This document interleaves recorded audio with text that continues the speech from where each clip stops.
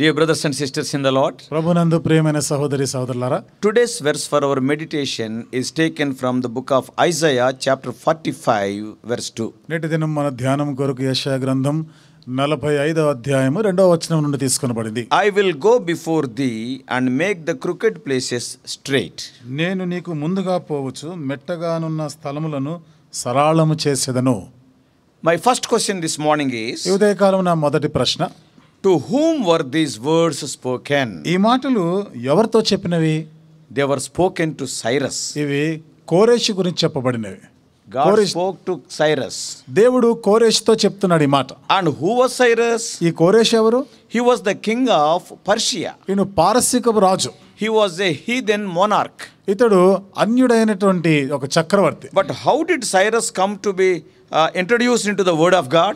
అయితే ఈ కోరేషును దేవుని వాక్యములో ఆయన పరిచయం ఎట్లా వచ్చింది? And how did it happen that the Lord gave such promises to a Gentile king? ఇలాంటి వాగ్దానాలు ఈ అన్యజనుడైన ఈ రాజుతో దేవుడు ఎట్లా వాగ్దానం చేస్తున్నాడు? Remember, గుర్తుంచుకోండి, Cyrus, though a heathen prince, was an instrument chosen by God to do the appointed work. కోరేషు అన్యజనుడైనటువంటి రాజు అయినా కానీ దేవుని చేత నియమించబడిన పని కొరకై ఇతన్ని దేవుడు ఎన్నుకున్నాడు. Yes, it is a special task. ఇది ఒక ప్రత్యేకమైన పని. What was the special task? ఏమిటా ప్రత్యేకమైన పని? It was to overthrow the Chaldean empire కల్దీల సామ్రాజ్యాన్ని కూలద్రోయడం and conquer the city of Babylon బబులోను పట్టణాన్ని జయించాలి and restore the children of Israel to their own land. ఇశ్రాయేలు ప్రజల్ని వారి స్వదేశానికి సమకూర్చాలి. Nearly 200 years before he executed this job, చూడండి, దాదాపుగా ఈ పని ఆయనకు అప్పగించబడక 200 సంవత్సరాల ముందు Cyrus was expressly pointed out by God.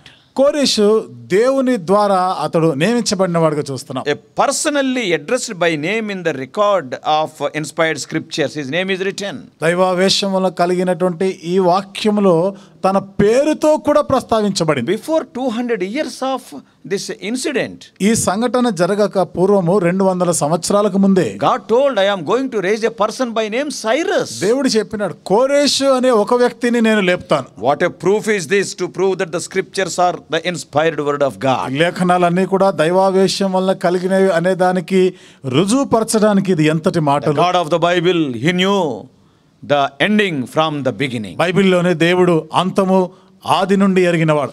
All events in the world and all the happenings, they are under his appointment and control. ప్రపంచంలో సంభవిస్తున్నవి, జరుగుతున్న సంఘటనలు ఇవన్నీ కూడా దైవ నిర్ణయ ప్రకారమే జరుగుతున్నాయి. Prophet Isaiah made this remarkable prophecy about Cyrus from the previous chapter 44 onwards. యెషయా ప్రవక్త అంతకు పూర్వము 44వ అధ్యాయం నుండి ఈ కోరేషును గురించి ఆయన ప్రస్తావిస్తున్నాడు. Prophet says that Cyrus is his anointed. ఈ ప్రవక్త ఏమంటాడు? కోరేషు నేను అభిషేకించిన వాడు. What does it mean? దాని అర్థం ఏమిటిది? It means that Cyrus had a particular anointing from God for his work. చూడండి, కోరేషుకి దేవుని పని చేయట కొరకు ప్రత్యేకంగా ఆయన అభిషేకించబడ్డాడు. God poured out his spirit on a pagan king because God wanted to use that man to bless and deliver his people. దేవుడు అన్యజనుడైన రాజు మీద తన ఆత్మను కుమ్మరింపజేశాడు. ఎందుకనగా తన యొక్క ప్రజలైనటువంటి వారిని ఇతడు విడిపించాలని. God promised him the armies of Medes and Persians. దేవుడు అతనికి వాగ్దానం చేశాడు, మాదీయ పారసీకపు సైన్యము And under the leadership of Cyrus, కోరేషు యొక్క నాయకత్వంలో they conquered the city of Babylon in a remarkable raid. బబులోను యొక్క పట్టణాన్ని ఎంత గొప్పగా దానిపైన దాడి చేసి దానిని వారు జయించారు. Yeah, while King Belshazzar of Babylon held a reckless party, చూడండి, బెల్షసర్ రాజు, ఈ బబులోను రాజు అయినటువంటి బెల్షసర్ ఆయన ఎంత నిర్లక్ష్యంగా ఒక విందుని చేస్తా ఉన్నప్పుడు, and while the party was going on, ఆ విందు జరుగుతూ ఉండగానే he saw a writing on the wall saying, mene tekel గోడ మీద for sin. ఒక రాత చూశాడు, మెనే టెకెల్ ఒఫార్సిన్ అని రాత. According to the interpretation given by Daniel, దానియేలు ద్వారా ఇవ్వబడినటువంటి దాని అర్థాన్ని బట్టి King Belshazzar was killed the self same night as we read in Daniel 5:30. దానియేలు గ్రంథం 5వ అధ్యాయం 30వ వచనం చదివిన ప్రకారం బెల్షసర్ రాజు ఆ రాత్రియే చంపబడ్డాడు. That night the Persian armies conquered the city and took the treasures of Babylon. ఆ రాత్రి పారసీకులు ఆ రాజ్యం పైన దాడి చేసినారు, బబులోను మీద దాడి చేసి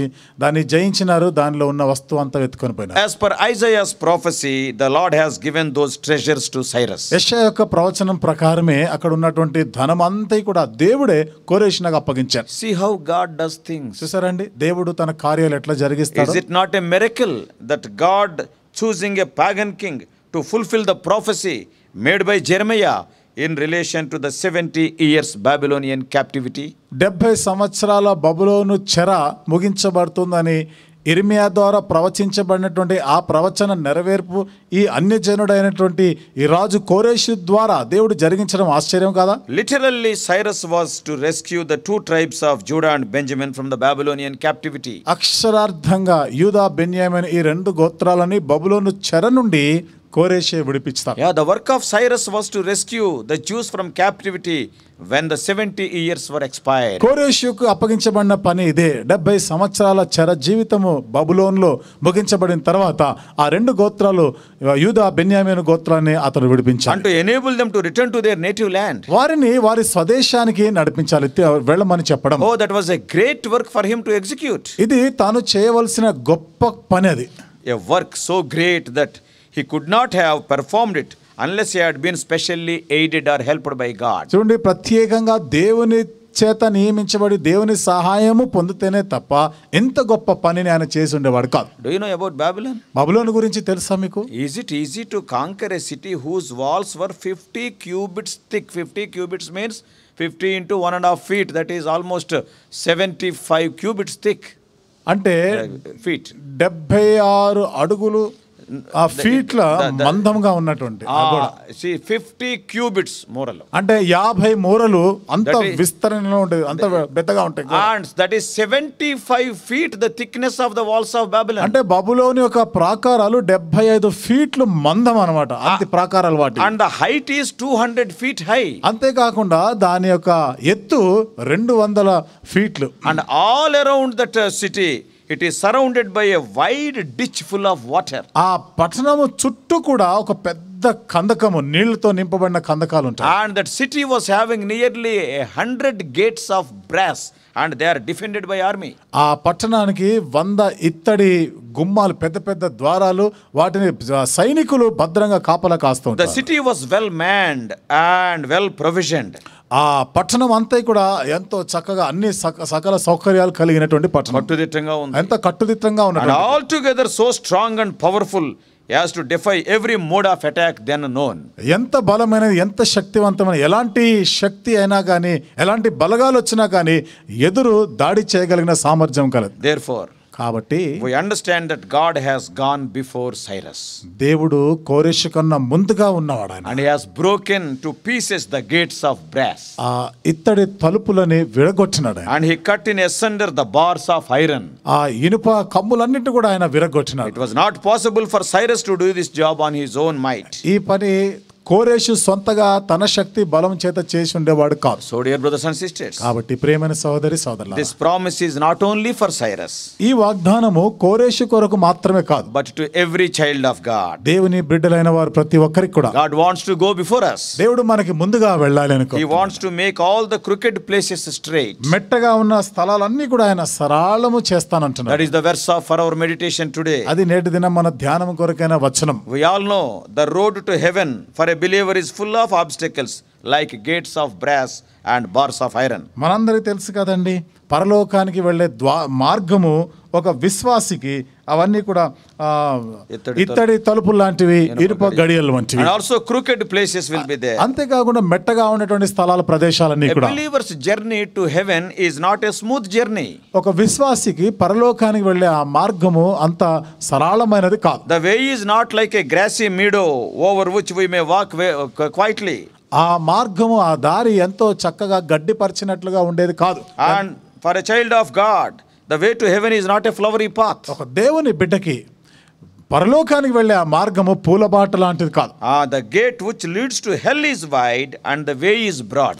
నరకం వైపుగా వెళ్ళేటువంటి ఆ మార్గము ఎంతో విశాలమైనటువంటి మార్గము. But the gate to heaven is straight and is a narrow way. కానీ పరలోకానికి వెళ్ళే మార్గం అది తిన్ననిది, అంతే ఇరుకైనటువంటి మార్గం. It is an uphill road full of difficulties. అదంతా కూడా పైకి అంటే అన్ని కష్టాలతో ఉన్నటువంటి మార్గం అది. Full of trials and temptations and enemies. ఆ మార్గంలో అన్ని శత్రువులు, శోధనలు, కష్టాలు ఉంటాయి. Way to heaven is like the walls of Babylon. పరలోకానికి వెళ్ళే మార్గము బబులోను ప్రాకారం లాంటివి. We are pilgrims to join. మనము అయితే సియోనుకి యాత్రికులం. We are going heavenward and our homeward. మనము పరలోకం వైపుగా మన గృహానికి మనం ప్రయాణం చేస్తున్నాం. Therefore, in our spiritual life, we need this type of promises which God gave to Cyrus. కాబట్టి మన ఆత్మీయ యాత్రకి దేవుడు కోరేషికి ఇచ్చినటువంటి ఈ వాగ్దానాలు మనకి అవసరమే. In a practical sense, today you may be facing these things in your journey to heaven. క్రియాపూర్వకంగా నీవు పరలోకానికి వెళ్ళే మార్గంలో ఈ అనుభవాలు గుండానే వెళ్తూ ఉంటావు. Be assured of the promises and claim them with faith. ఈ వాగ్దానాలు నిశ్చయపరచుకొని దాని విశ్వాసంతో కోరుకోవాలి. God is ready to fulfill them. దేవుడు వాటిని దేవుడు నెరవేర్చడానికి సిద్ధంగా ఉన్నాడు. Our God is a promise making and a promise keeping God. మన దేవుడు వాగ్దానం చేసే దేవుడు, వాగ్దానం నెరవేర్చే దేవుడు. He will go before you. ఆయన నీకు ముందుగా వెళ్ళేవాడు. May God help you to overcome all the obstacles and reach His kingdom joyfully. ఈ ఆటంకాలు, అడ్డంకులు అన్నీ కూడా నువ్వు అధిరోహించి దాన్ని జయిస్తూ ఆయన రాజ్యంలోనికి ప్రవేశించడానికి దేవుడు నీకు సహాయం చేయనుగా. May God bless you. దేవుడు నిన్ను దీవించునుగా.